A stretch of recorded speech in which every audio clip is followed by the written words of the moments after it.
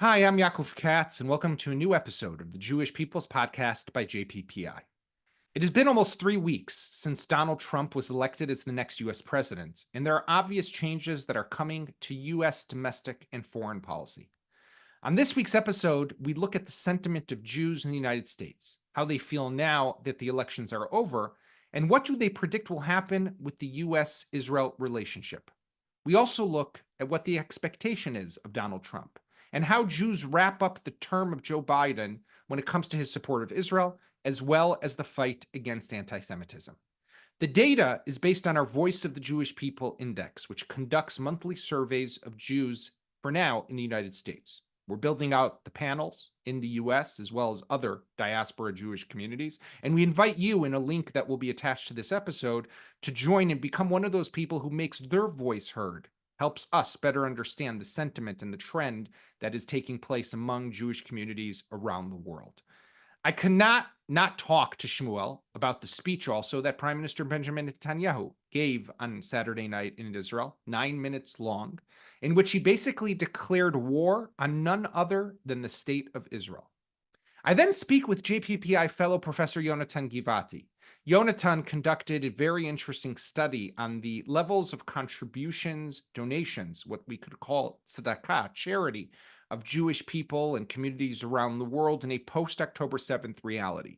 A chapter on his study was part of our annual assessment, which came out just a few weeks ago and can also be found on our website. We'll attach a link here as well. It's interesting, and it shows the close connection between Jews of the diaspora and the state of Israel in what can only be described as one of our people's most trying times. Have a listen.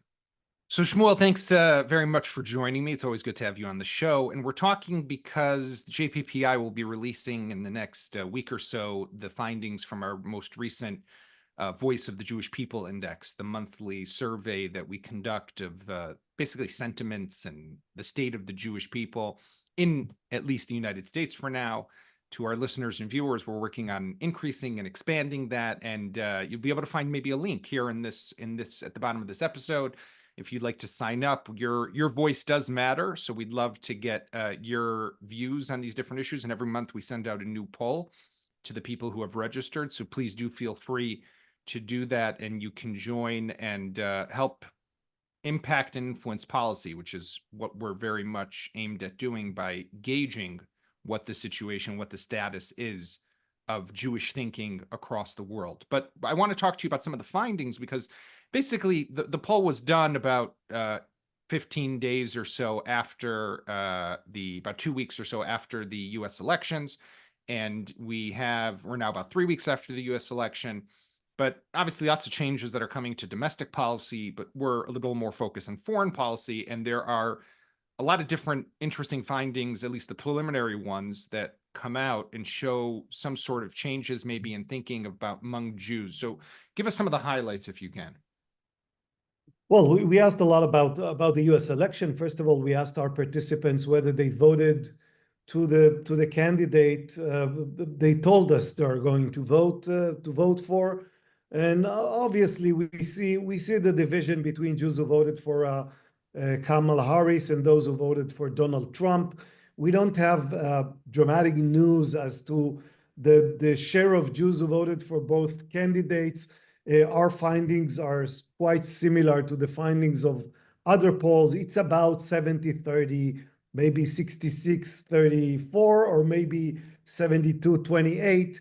We don't know the exact number, but that's the share of Jews voting for the Democratic candidate and the Republican candidate. And of course, between these two camps, there are vast differences, both in terms of what they prioritize.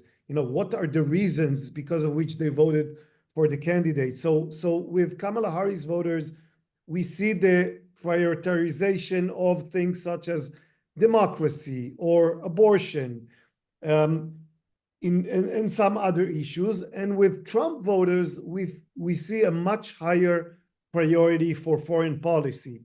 Which, by the way, on the democracy thing, it's interesting because I remember watching the night of the election, there was a CNN poll that was obviously looking not just at Jews, but also pointed out that what the Kamala Harris voters, I think it was one of the top two or three, was democracy, right? So interesting that Right. Jews also who vote for Kamala Harris, they're the same.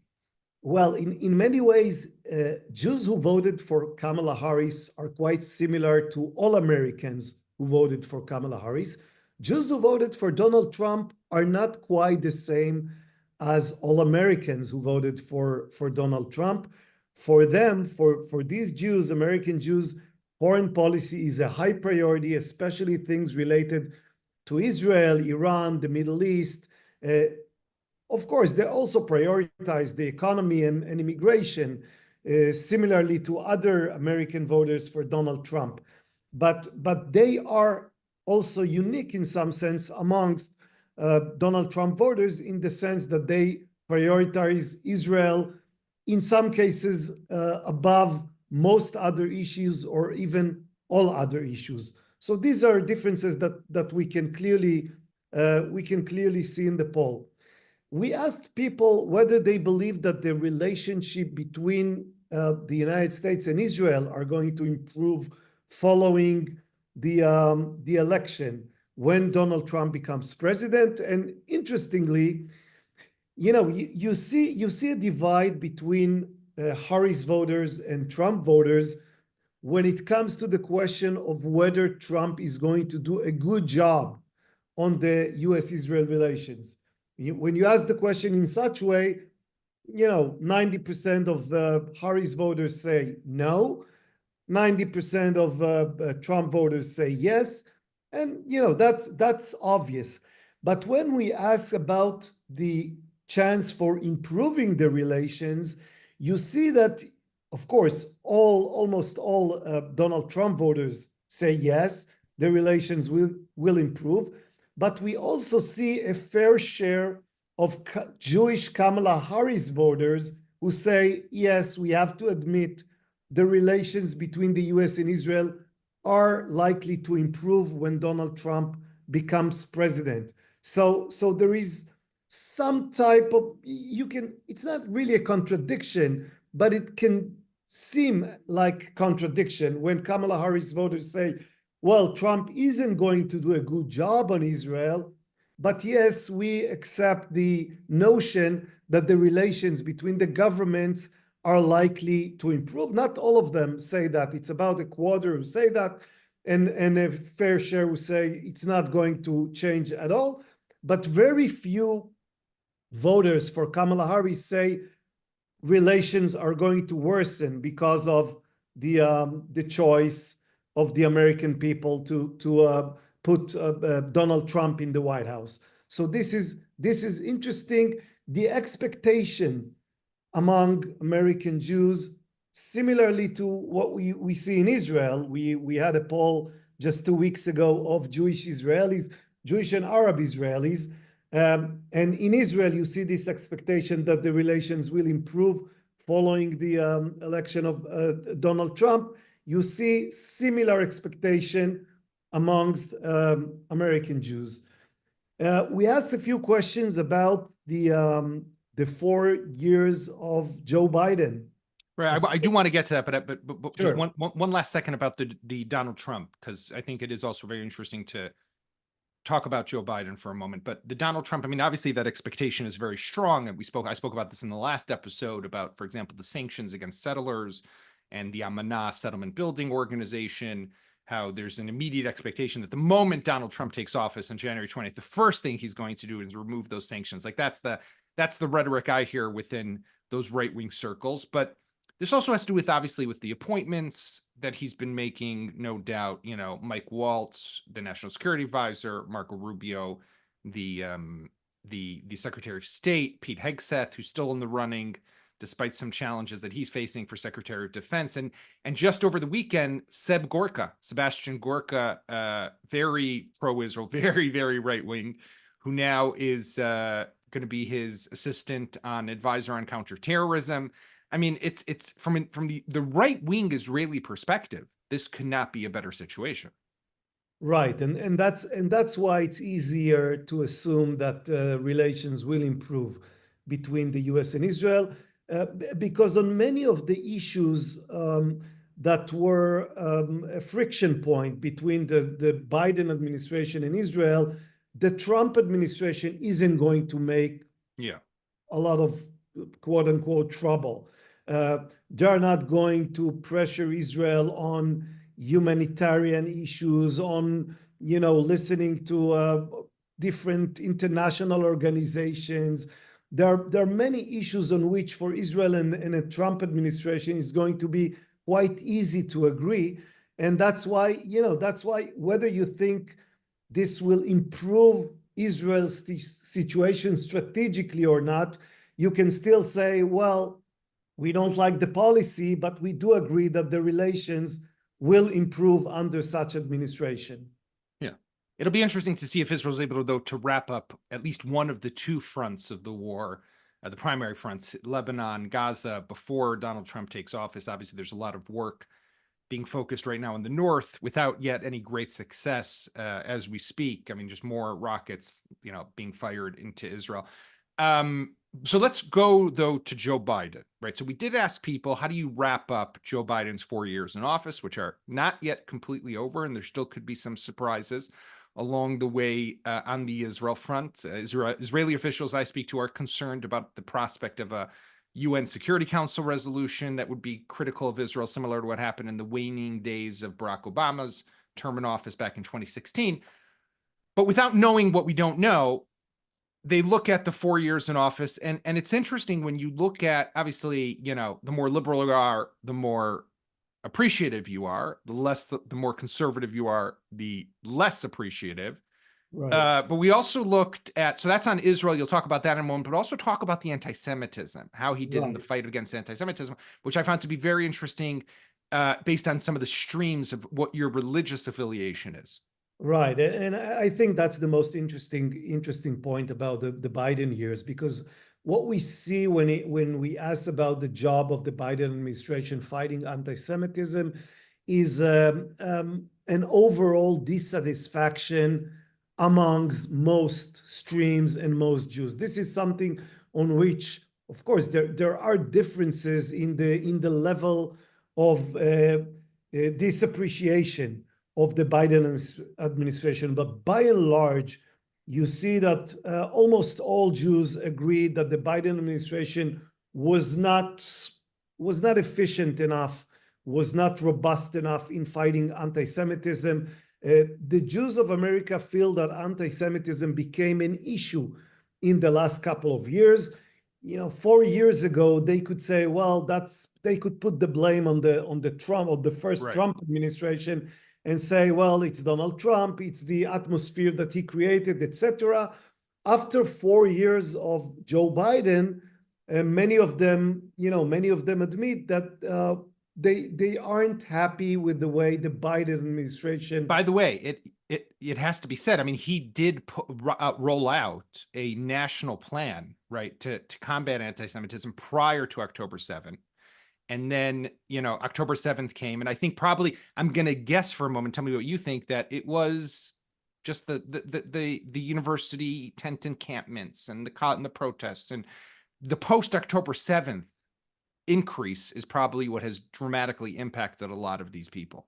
Right. And of course, we still see the differences between the most liberal Jewish voters and the most conservative Jewish voters. Among the most liberal Jewish voters, there is still a majority of people who say, well, considering Biden did a fairly good job, but even among the most liberal voters, we see about a third who say he didn't do a good job.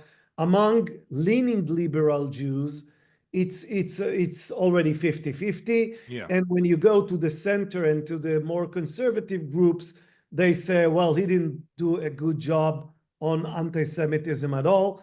I think there's work to be done here. I'm not sure how the Trump administration is going to deal with anti-Semitism, but for Biden, the mark on fighting anti-Semitism, the verdict from Jewish voters is not appreciative. It's not a positive it's not a positive mark. I'll tell you what I found to be out of, the panel of people who were surveyed is, okay, orthodoxy, I get, 70 Orthodox Jews, 71% say he didn't do a good job in anti-Semitism, as opposed to 22 who said he did. But you look at Reform Jews, it's down the middle, right? And that, those are the Jews who are obviously going to be more liberal and we're going to vote for the Democratic candidate. And here they're very divided, which just shows how raw, I think, to an extent, this issue And remains. I can give you a similar number. If you look at the voting pattern, about half of the Jews who voted for Kamala Harris say that Joe Biden didn't do a good job on anti-Semitism.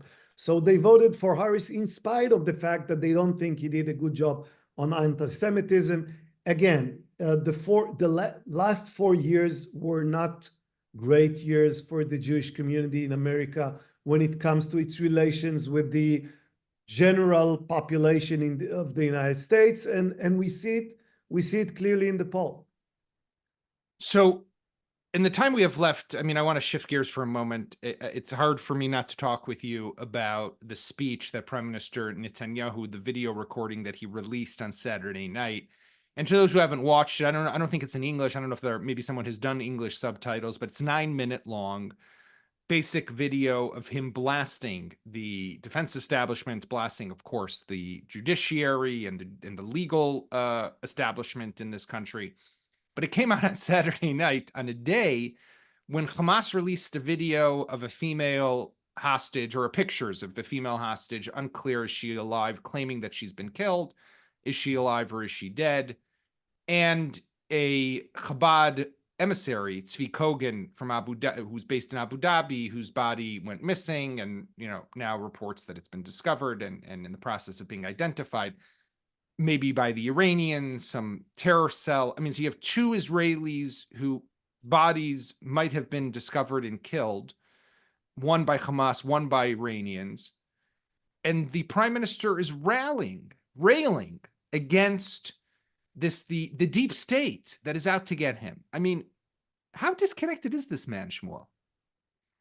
Well, you can talk about the timing. I agree that the timing was problematic, but I find the content more troubling than the timing. What we saw yesterday is the Prime Minister of Israel versus the State of Israel.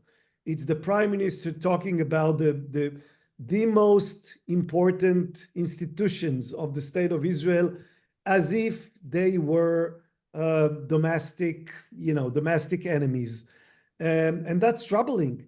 Now, again, you can agree or disagree with the Prime Minister. Even if you agree with the Prime Minister, you would still think that's a troubling situation to have the Prime Minister fighting against the most important domestic institutions.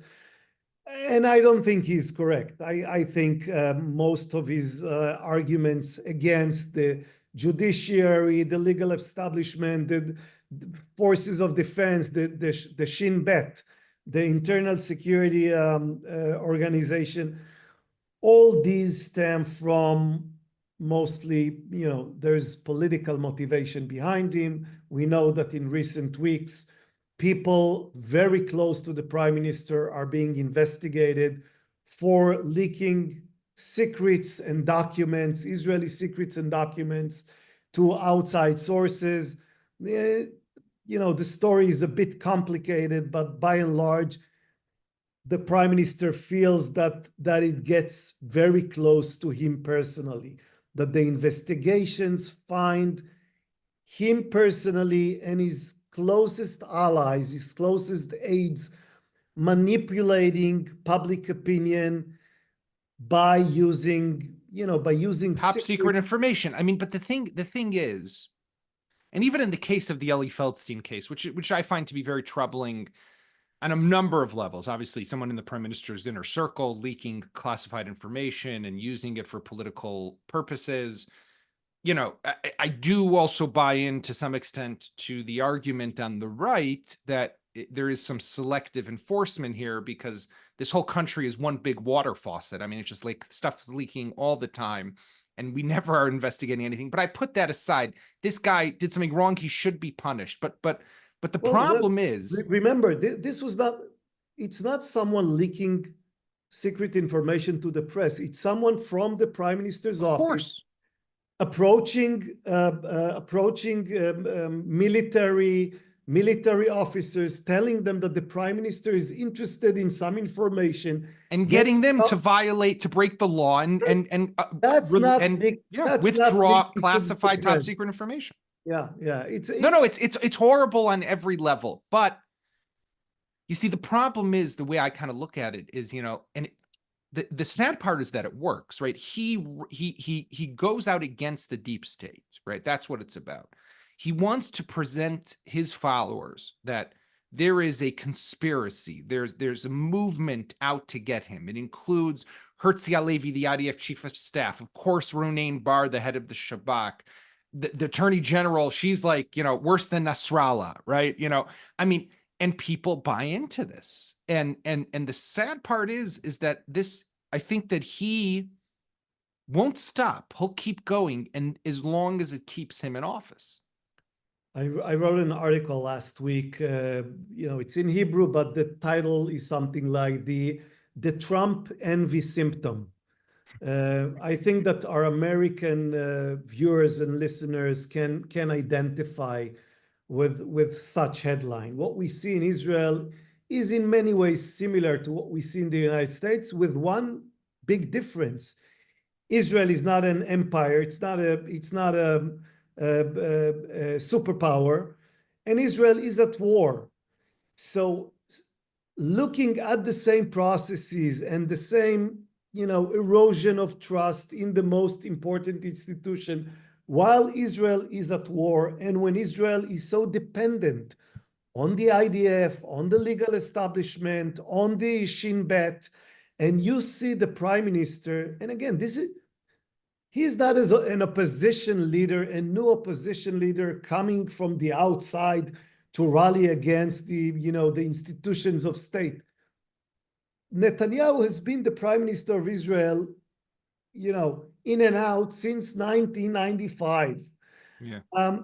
For him to rally against the institutions of the state, that's troubling. That's troubling, as you said, on many levels. And many of us, I have an idea. Matt Gaetz, who is no longer going to be the Attorney General of the United States, talk to Bibi. I mean, he might be looking to fill that role if they're able to get away with what they want and fire Gali Bar of Meira, the current Attorney General, who is trying to balance the rule of law in this country with a government that is out to do a lot to take that apart. I mean, when you say that this works, and when I see Trump envy, this is exactly what I'm afraid of. I see some of Netanyahu's supporters looking to the United States as the example that we need to emulate, and they say, well, all we need to do is just be more aggressive.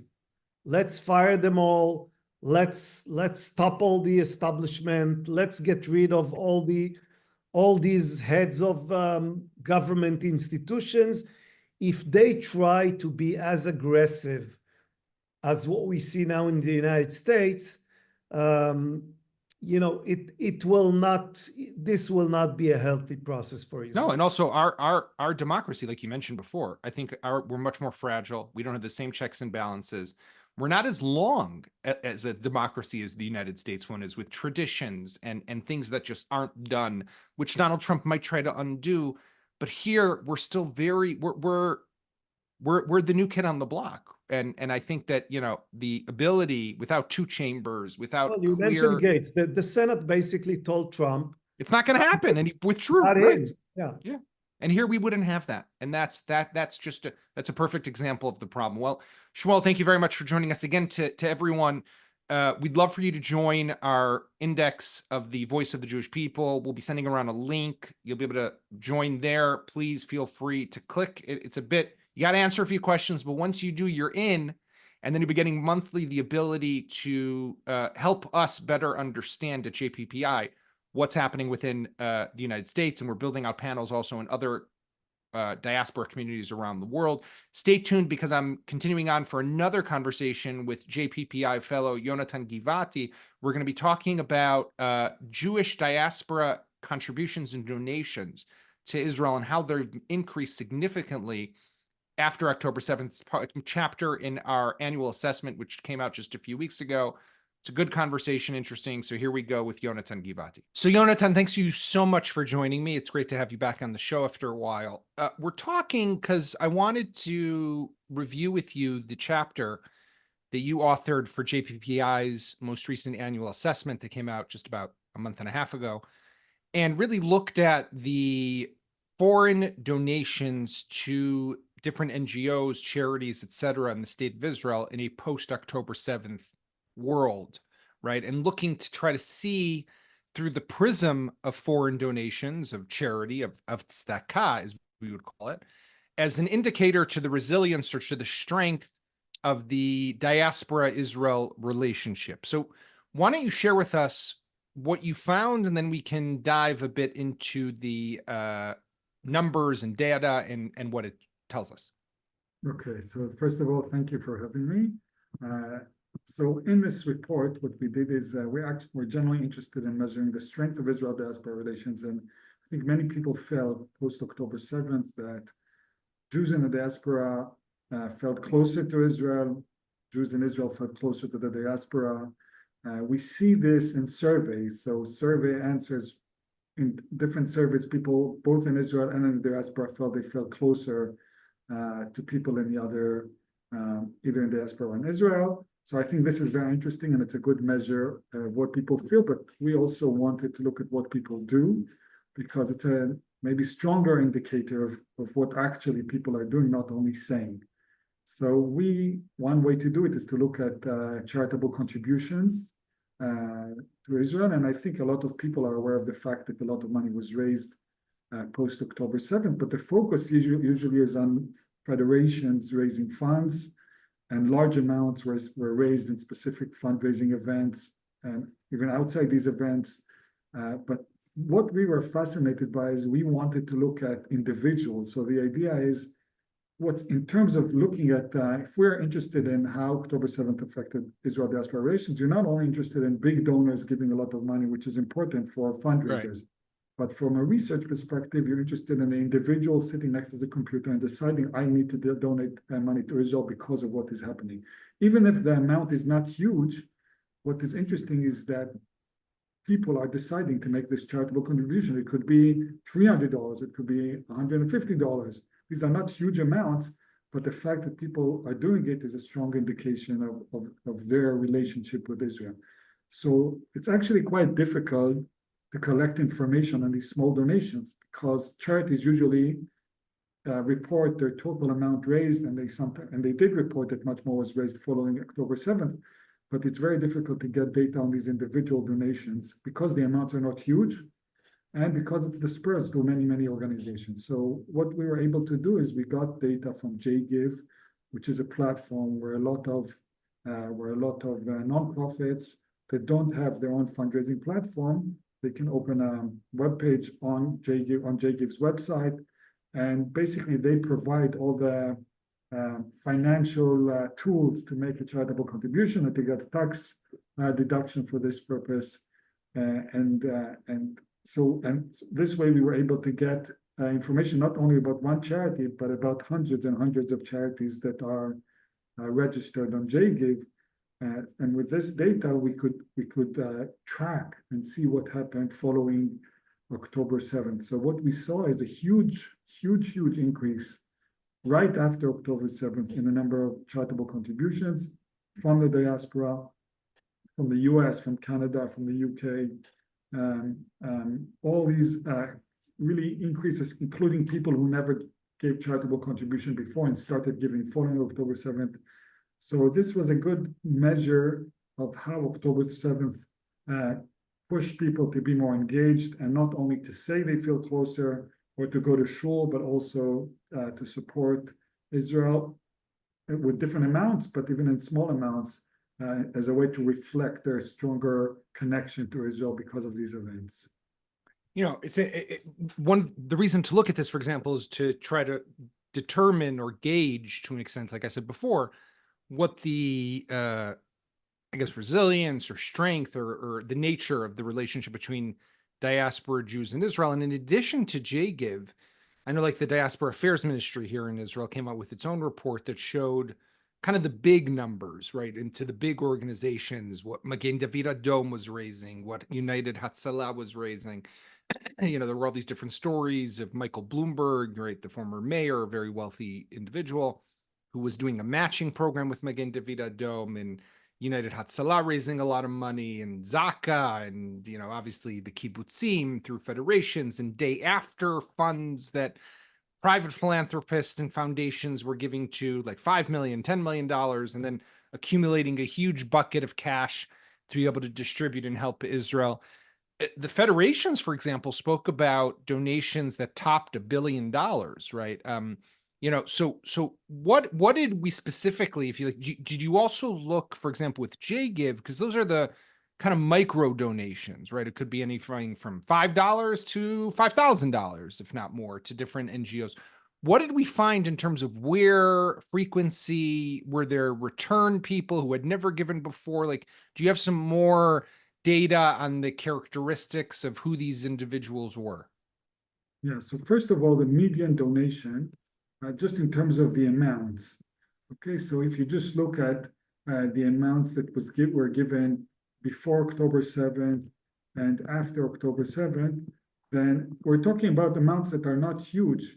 So let's say people who are donating from the US, the median donation before October 7th was $363. Afterwards, it was $397. So it was approximately the same. People were giving a little bit more. We see this also from Canada, from Great Britain. So people were giving the average, the mean, I guess the amount of the donation was quite similar. That didn't change dramatically. But what did change dramatically is just the amount of donations. So people were giving approximately the same amount, but just many, many, many more people were donating, especially people who never gave contributions through this platform. It's hard for me to track what they did outside this platform, but what we did see is a huge influx of a population that did not engage in giving charitable contribution to these organizations before October 7th, and we see a huge spike. It's even bigger spike if you just look at Canada and Great Britain, where you see an even greater increase in population. But even from the US, there's a huge increase in just the number of donations. So it seems like the events of October 7th just got this whole segment of the population that wasn't as involved in giving direct charitable contribution to small charities in Israel. Perhaps they were giving to their federation, so I don't want to rule that out, but they felt this need to give this immediate help to organizations in Israel. And I think it had to do a lot with, I think just anecdotally, from speaking to people around that time, people were trying to raise funds for soldiers through these charities, to get equipment, to help in different ways. So I think it was, in some sense, people felt the responsibility that it was up to them to make things happen, to help the soldiers actually go into battle. And I think it's an impressive, just speaking about this historically, and especially as someone who's interested in Israel diaspora relationships, witnessing this bottom-up feeling of and sense of commitment, I think is very inspiring just to see this in the data. No, definitely. And I think it shows something about the vulnerability and this feeling of interconnectivity that exists. And I long have thought that October 7th, while definitely a very disastrous day and a stain on the state of Israel, that will carry with us for a very long time, it did ignite this connection that we every Jew, no matter where they were in the world, whether in Israel or in Australia, England, South Africa, France, or the United States and Canada, felt on themselves also that they were assaulted, they were under attack. And it was partially, yes, because of the attack here in Israel, but also because the attack here in Israel led to a significant, massive increase in anti-Semitism all over the world. So it all together came to be in a point of everyone does have to work together to try to weed out the physical dangers to the Israelis and also the physical, but more, I would say, kind of ideological or spiritual risks to Jews who face anti-Semitism wherever it might be. Jonathan, I think it showed basically, it's maybe a cliche, but the joint fate, the similar fate that we have when Jews are attacked here, they're attacked abroad. When Jews are strong here, and when they're defended here, it seems like they're also safer in outside Israel. I think this is perhaps the message of not October 7th, but maybe October 8th. The fact that there was an immediate attack on Jews in the diaspora at a moment where Israel seemed to be justified. It wasn't doing anything particularly worse than it was doing on October 6th. But there was a sense where this is a good time to attack the Jews. I think really kind of put it all together, how weakness in one place on the globe invites attacks in a different place of the globe on Jews. So joint destiny. I mean, your day job when you're not with JPPI is you're a law professor, but you also have a specialty in, if I'm not mistaken, in economic law. Israel's economy has been suffering, right, over the last 14 months, definitely, of this war, inflation, lack of growth, a decline in growth, trade, of course, travel, tourism. I mean, everything, like every vertical you look at, we have issues. Do the foreign donations, obviously very not simple to get to a bottom number of exactly how much is given, but with the ballpark numbers of, we know that a lot of money has been flowing into Israel, hundreds of millions of dollars, if not more. Does that offset to an extent the economic downturn, or does it not correlate with one another? No, it's a good question. So I don't really have data on the total effect and even the total amounts that people were donating. I'm sure this was definitely helpful for the causes that were given. The amounts were very large. I think economically, I'm sure it was also very meaningful. I think it's hard for me to assess what the total effect was. I do think that Israel's economy, given the circumstances, I don't think is doing as bad as people would think, given the fact that it's engaged in a year-long war. So I think overall, the economy seems to be moving ahead. I think there's still people are going to work. I think there are tech developments happening. So of course, this is not ideal, and travel is constrained, and tourism got a strong was hit badly. So of course, this is not an ideal situation, and I think hopefully I'll tell you two people who won't be going on a lot of tourism trips in the next few months is Benjamin Netanyahu and Yoav Gallant, who now have ICC arrest warrants hovering over their heads. I mean, they'll be able to go to America, which is, okay. I don't think they'll want to go to Russia necessarily, but that's another option. There's always another option. Hungary. I don't know if they're a signatory, but I know, Germany, for example, back in when the possibility of an arrest warrant was put on the table, somebody asked the German government, and they said, of course, we're signatories of the Rome Statute. We would have to abide by it. So, yeah, this is. I think it's fascinating to see whether what will be the implications of this for the ICC itself in terms of its long-term. Well, that we will find out when Donald Trump takes office on January 20th, and whether that makes any difference. But in the meantime, Professor Jonathan Givati, thank you so much for joining us. And to our viewers and our listeners, thank you for being with us today. You can find us, as always, on Mondays and Thursdays on Apple, Spotify, YouTube, Times of Israel's website. This was another episode of the Jewish People's Podcast by JPPI. We